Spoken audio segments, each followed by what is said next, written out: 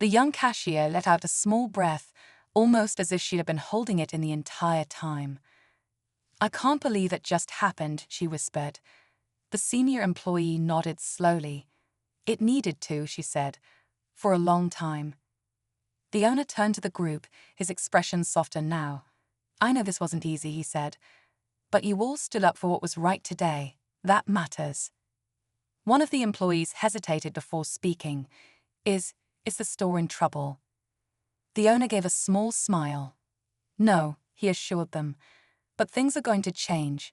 Better policies, better leadership, and that starts now."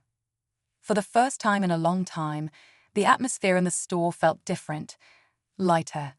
The fear that had lingered under the previous manager's rule was gone. In its place was something else, hope. As the owner made his way toward the front, he took one last glance at the door the manager had walked through. A lesson had been learned that day, not just by one man, but by everyone watching. Because in the end, respect isn't just about rules or authority. It's about the way you treat people, no matter who they are. And that's what truly decides who belongs. Imagine walking into a store, just minding your business, ready to shop, when suddenly you're treated like a criminal. No reason, no explanation, just instant judgment. That's exactly what happened to one man when a store manager took one look at him and decided he didn't belong. But what happened next? Oh, the manager never saw it coming. It started like any normal day. A well-dressed man walked into a popular retail store, ready to check on how things were running. But before he could even get past the first aisle, the store manager stormed over, eyes full of suspicion. "Can I help you with something?" The tone wasn't friendly, it was full of assumption, like he had already decided this man wasn't supposed to be there. The man, calm and polite, simply said he was looking around. But the manager wasn't having it. He followed closely, watching every move, making it obvious he thought something was off. A few minutes later, the situation escalated. The manager whispered to an employee, then reached for the phone. Moments later, sirens blared outside. The police had arrived. At this point, most people would panic, right? But not this man. Instead of getting angry, instead of arguing, he just stood there, calm, collected, and almost amused. The officers walked in, ready for confrontation, but what they found left them speechless.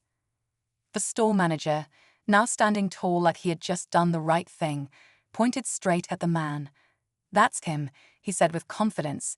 But then, just as the officers turned to question him, the man finally spoke up. And what he said changed everything. Because you see, this wasn't just any customer. This was the owner, not just of this store, but of the entire chain. And in that moment, the store manager realized he had just made the biggest mistake of his life. So, what happened next? Did he get fired on the spot?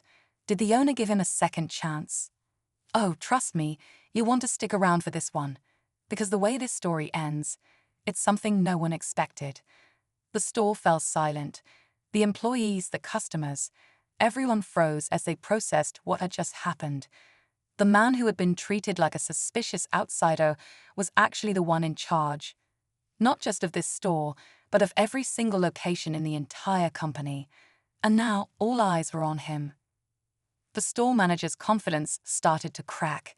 His face paled as he realized his mistake. He had assumed, he had judged, and now he was standing face to face with a person who had the power to decide his future. The owner looked at him for a long moment, his expression unreadable. Then finally he spoke. "So, you thought I didn't belong here?" His voice was calm, but there was something underneath it, something sharp, something controlled. The manager swallowed hard. I was just trying to make sure everything was safe," he stammered. But it was clear the excuse wasn't holding up. The employees behind him shifted uncomfortably, suddenly realizing how bad this looked. One of the officers, still standing near the door, cleared his throat. "Is everything all right here?" he asked, glancing between the two men. He had walked in expecting to handle a shoplifting complaint, not this. The owner took a deep breath. He wasn't the type to cause a scene, But this wasn't something he could just ignore. He had worked for years to build this business from the ground up. He had hired managers like this one, trusting them to treat customers with respect. And yet, here he was, being treated like a trespasser in his own store. He turned to the officer and nodded. "Yeah, I think we're good." The manager let out a small breath, as if he thought he was in the clear. But the owner wasn't finished. "Actually," he said, looking back at him, "I think we need to have a little talk." The manager's face dropped. He knew what was coming. And as the owner gestured for him to step aside, everyone else in the store watched in silence, waiting to see just how bad this was going to get. The store manager hesitated, his feet feeling heavier with each step as he followed the owner toward the back of the store. The murmurs of employees and customers filled the air, but no one dared to say anything loud enough for the owner to hear. The tension was thick, and everyone knew this wasn't going to end well for the manager. They stopped near the stockroom, away from prying eyes but not out of earshot. The owner turned around slowly, his face calm but unreadable. The manager forced a nervous smile. "Sir, I didn't know who you were," he started, his voice shaky. "I was just doing my job." The owner tilted his head slightly, his expression unwavering. "Your job?" he repeated. "Tell me, what exactly do you think your job is?" The manager hesitated. "To, run the store, keep things in order, and make sure customers feel safe," he said quickly, as if reciting from a handbook. The manager's hands started to shake. He had been so sure of his control, of his authority over this store, but now he was realizing he had been under a microscope for a long time. Meanwhile, out on the sales floor, the employees whispered anxiously. A few glanced at each other, as if debating whether to step forward. Some of them had their own stories, times they had been uncomfortable with the way their boss handled certain situations. But no one had spoken up before. Maybe, just maybe, that was about to change. Back in the stockroom, the air felt heavy. The owner took a step forward, his voice dropping lower. "Tell me, why should I keep you here?" The manager had no answer, because for the first time he knew this wasn't just a misunderstanding. This was a reckoning. The manager stood frozen, his pulse pounding in his ears. The weight of everything, the accusations, the logbook, the owner's words, was crushing him. He had spent so long controlling this store, making the rules, deciding who belonged and who didn't. And now, in a single moment, all of that power was gone. He took a shaky breath, eyes darting around like he was searching for a way out. "Sir, please," he said finally, his voice barely above a whisper. "I can change. I need another chance." The owner studied him for a long moment, unreadable as ever. The silence stretched, thick and suffocating. Then, with a slow shake of his head, he spoke. "I don't think you understand," he said. "This isn't just about second chances. It's about trust." The manager swallowed hard, gripping the edge of a nearby shelf as if it could steady him. "I can earn it back," he said quickly. "I swear, I'll do better." The owner sighed, but before he could respond, a voice from behind them spoke up. "I don't think he should stay." Both men turned to see one of the employees standing in the doorway, hands clenched at her sides. She looked nervous but determined, and she wasn't alone. Behind her, several other employees had gathered, all watching the scene unfold. The young cashier, the one who had been whispering earlier, stepped forward. "We've seen how he treats people," she said, her voice steady despite the tension. "Customers, employees, it's not just today." Another worker nodded. "We didn't say anything before, but maybe we should have." The manager's face twisted in shock, his own employees turning on him. He opened his mouth, ready to defend himself, but nothing came out. The owner took a deep breath, then turned back to the manager. "You heard them," he said. "You've built an environment where people are afraid to speak up. That ends today." The manager knew it was over. He let out a slow breath, shoulders slumping in defeat. "So that's it," he muttered. "I'm done." The owner met his eyes. No, he said. You were done the second you decided some people didn't belong here. And just like that, the decision was made. The manager was out. But as he grabbed his things and walked past the employees, now standing together, stronger than before, there was one last surprise waiting for him. Because just as he reached the door, a new figure stepped inside. Someone he hadn't seen before, someone wearing a corporate badge. And the moment their eyes met, the manager realized his troubles were far from over. The manager stopped in his tracks, his heart pounding as he took in the corporate badge clipped onto the stranger's shirt. He had barely processed what just happened, and now this? He opened his mouth to speak, but the corporate representative didn't even look at him. Instead, they turned to the owner. "We got your report," they said. "We need to have a conversation about some of the policies, or lack of them, being enforced here." The manager felt a cold chill run down his spine. It wasn't just about him anymore. His choices had put the entire store under scrutiny. He clenched his fists, staring at the ground. Then, without another word, he pushed past the group and walked out the door. The employee stood in stunned silence as the realization settled in. He was really gone. The owner let out a short breath, almost like a laugh, but there was no humor in it. "Safe," he echoed. "So tell me, was I making someone unsafe? Was I doing anything suspicious? Or did you just decide, the second I walked in, that I wasn't supposed to be here?" The manager's mouth opened, then closed. He knew there was no good answer to that. He had been caught. Meanwhile, back on the sales floor, the employees whispered among themselves. Some of them had worked under this manager for months, even years, and now they were starting to question everything. If he could treat the owner of the company this way, how had he been treating regular customers? Had they ignored warning signs?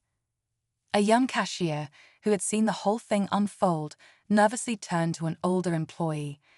"Do you think he's going to get fired?" she asked in a hushed voice. The older worker sighed. "I don't know," she admitted, "but I think he's about to learn a lesson he won't forget."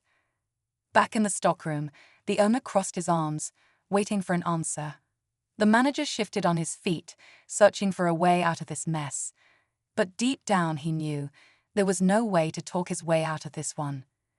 The manager's throat felt dry as he struggled to find the right words. His mind raced, searching for an excuse, a way to explain himself that didn't make him look worse. But there was nothing. The truth was painfully clear. He had made a snap judgment, and now he was facing the consequences. The owner took a step closer, lowering his voice, but making every word hit even harder. "Do you have any idea who I am? What I've built?" His tone wasn't angry, but it carried a weight that made the manager's stomach twist. The manager swallowed hard. I didn't mean any harm," he said quickly. "It was just a misunderstanding." The owner shook his head, his disappointment evident. "A misunderstanding," he repeated. "Let me ask you something. How many times have you misunderstood someone else? How many customers have walked through these doors and been treated the same way just because you assumed the worst about them?" The manager's face turned red. He had no idea how to answer that. Meanwhile, out on the sales floor, the tension was still thick. Employees glanced toward the back of the store, waiting, wondering. A few customers had caught on that something big was happening. Some had even pulled out their phones, whispering to each other as they tried to piece together what was going on. One of the senior employees, a woman who had worked at the store for years, shook her head as she quietly spoke to another worker. "I always knew he was strict, but I never thought he'd take it this far," she muttered. "I mean, calling the police? On the guy who signs his paycheck." The other employee nodded. "He's in deep trouble," he whispered back. "I bet he's already packing up his stuff."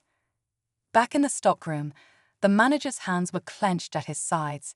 His confidence, his authority, everything had crumbled in a matter of minutes.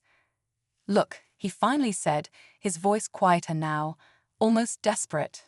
"I made a mistake, I know that. But are you really going to fire me over this?" The owner studied him for a long moment, his expression unreadable. Then slowly he exhaled. You still don't get it, do you? He said. And with that, he reached into his pocket, pulling out something that made the manager's stomach drop. This was it, the moment everything changed. The manager's breath hitched as his eyes locked onto the item in the owner's hand. It wasn't a termination notice. It wasn't even his phone, ready to call corporate and end his career. It was something much worse, a small black notebook. The kind used for taking notes, tracking details, keeping records. The owner flipped it open, slowly turning the pages. You know what this is? He asked, his voice calm but firm. The manager's face paled. He had a bad feeling about this. I don't know, he stammered. The owner tapped a page with his finger before turning it around for the manager to see. It's a log, he said. I like to check in on different locations, see how things are running. And this store, it's had complaints. A lot of them. The manager's stomach twisted. He glanced at the notebook, scanning over notes written in neat, precise handwriting. Each entry detailed customer experiences, reports of being followed, watched too closely, questioned unfairly. Some employees had even spoken up about the way certain people were treated differently the moment they walked through the doors. And now standing here, the manager realized just how deep the problem ran. The owner's voice broke through his thoughts. This isn't just about today. You didn't just make one bad call, you made a habit out of it. His eyes locked onto the manager, and for the first time, there was no trace of patience left. And you thought no one would notice.